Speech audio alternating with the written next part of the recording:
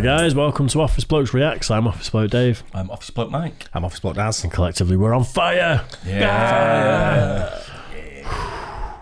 Still recovering from that GoPro footage video. It's probably warmer in here than it is when you're on fire. Hey, it is a bit warm today, isn't it? Yeah.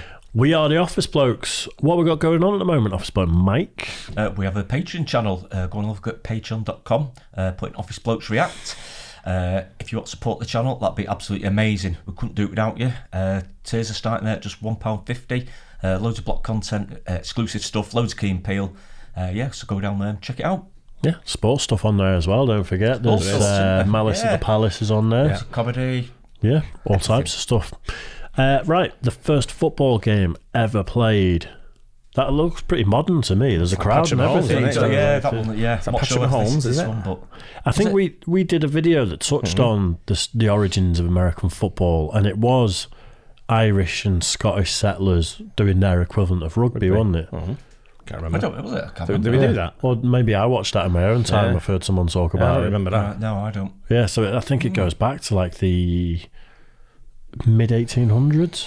Is it? It's pretty old. I've been watching Okay. the American football recently as well. So Yeah. you know, I actually went. I'm going to New York next week. I booked a ticket. But I was booking tickets to go and watch the Giants, and I thought, well, I'm there. I'll grab a game while I'm there. So I'm on the line. I'm thinking, right, got some really good seats here, right on the halfway line, close to the front. I think they were like $600 odd each, and I thought that'll do. A couple of them, sort of thing. I'm clicking. All of a sudden, just something in the corner of my eye, I saw a Tampa Bay flag, and I thought, why the fuck? I know they're playing them, but why the fuck would they have that on the website? Yeah. Or it was like Ticketmaster or whatever. Anyway, I clicked in. Lucky I did, because normally it's like it'll say Tampa Bay at New York. Yeah. And then it wasn't. It was just Tampa Bay v New York, but Tampa Bay is the home team. So they Tampa. were in Tampa Bay, and I was like, fucking hell, thank God I didn't buy them. That'd have been a waste of money. A few hundred miles away. Oh, wow. So you would have been lining the Glazers' pockets then. Yeah. We all do that. Give them more money to hate United. and to not win things. Exactly. Anyway, let's get into it. So the first football game ever played. Let's do this.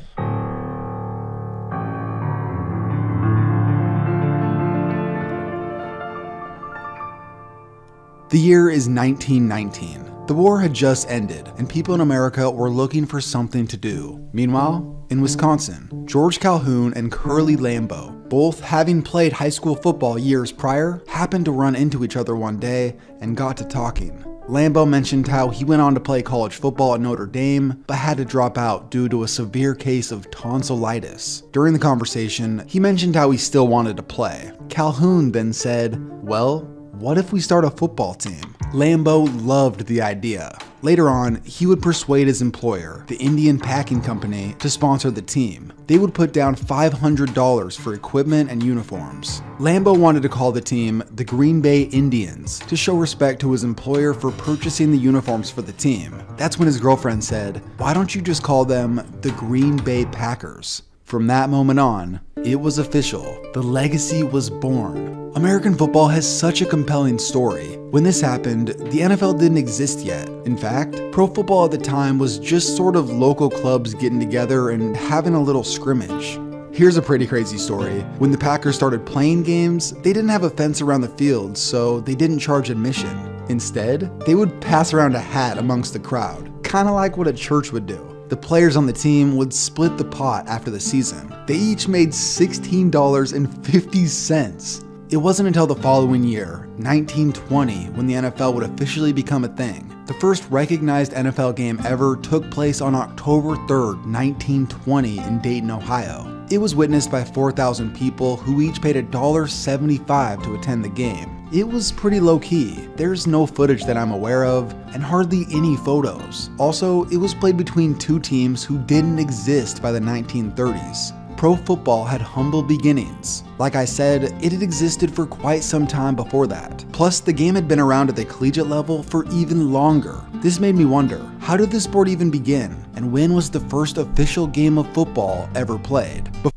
Imagine transplanting these guys like 100 years later and seeing the size of the NFL and how much they're getting paid and everything like that. But even then, obviously, it sounds like it started from college football, didn't it? Collegiate football, which is still, like we've mentioned loads of times, is huge, isn't it? Yeah. You know, bigger than yeah. you know, the NFL sometimes. It's crazy, isn't it? Yeah. I just love sports. I love listening to how they all began and Yeah, watching the really history of interesting, sports. isn't it? Like, yeah, any sport, Yeah. love it. I like seeing the ground level where no one's making any money. People are just doing it for the love of the sport. £16.50 back in 1920. Imagine it was quite a lot of money. Potentially, yeah. Yeah, Yeah. I think it was then, wouldn't you? Yeah, Yeah. it's a long time ago. So I don't know what it'd relate to in with inflation and everything. What it relate to today, but I imagine £16.50 then probably went a long way. probably quite a lot. Yeah, potentially. I bet. I think you'd be buying houses and stuff. Do you think so for that? Maybe not. hope- Maybe not £16.50, but I might imagine if you had 10 times that, you'd be buying houses. Yeah. Yeah. I bet So it maybe would. they'd be buying burgers. I imagine you'd be buying a lot of burgers for £16.50 in 1920. Burgers. Before we dive in, this video is brought to you by SeatGeek. As always, use promo code KTO at checkout for $20 off your first purchase. They also just launched the Daily Tap, where they are giving away thousands of dollars in tickets and discounts a week to events like the Jonas Brothers, Post Malone, and more. It's completely free. You can enter every day, and it's as easy as tapping a button in the app to enter. You're basically giving away the chance to win free tickets by not entering every day. So download the app, use code KTO for $20 off, and don't forget to enter the Daily Tap. Shout out to SeatGeek for the sponsor. Now back to the video. Quick history lesson. The first traces go all the way back to ancient Greece and Rome. Some of their games, like Feininda or Harpastum, featured a leather ball filled with wool that involved a great deal of strength and agility. With tackling and sporadic sprinting, broken bones happened all the time. From this then came a medieval game called Mob Ball. Rules varied from town to town, but usually there seemed to be hardly any rules, just a ball and violence.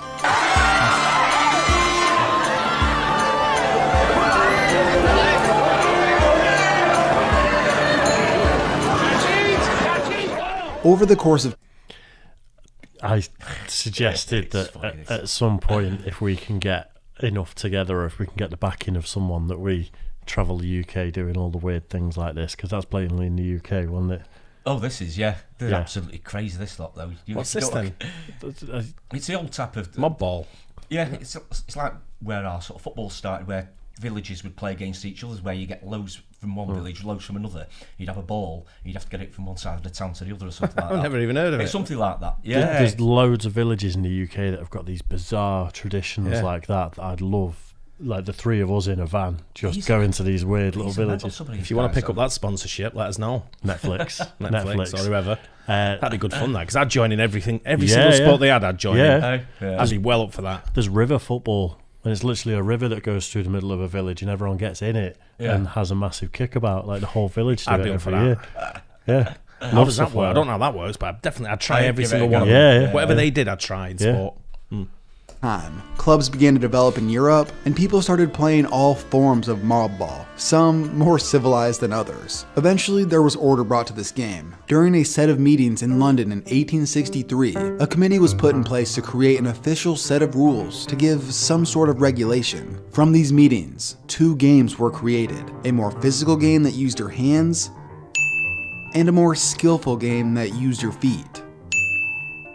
Both of these games had been established, but in America, it was a different story. By the 19th century, Americans had been sort of playing by their own rules depending on which college campus you were at. Towards the end of the 1860s, Getting the angry. Civil War had ended, and universities began to experiment with making official rules. Now, the next thing I'm going to say will answer the question of this video. In my mind, it's both right and wrong. On November 6th, 1869, Rutgers and Princeton, based on the rules that Princeton had created 2 years prior, would compete in what has become known as the first college football game ever played. The NCAA recognizes this as true, and Rutgers has a statue that says it's the birthplace of college football. This is a fact, but you wouldn't recognize it. You couldn't pick up the ball. Scoring involved kicking the ball, and the two teams each had 25 players on the field. Does that sound like the football we know and love? Not really. However, it was a starting point for standardizing football. Now, this brings up another question. When would football become recognizable to us? 1874, Harvard would play against Canadian University McGill. McGill had agreed to come to Boston if they would play by their Canadian rules. It was an emphasis on rugby.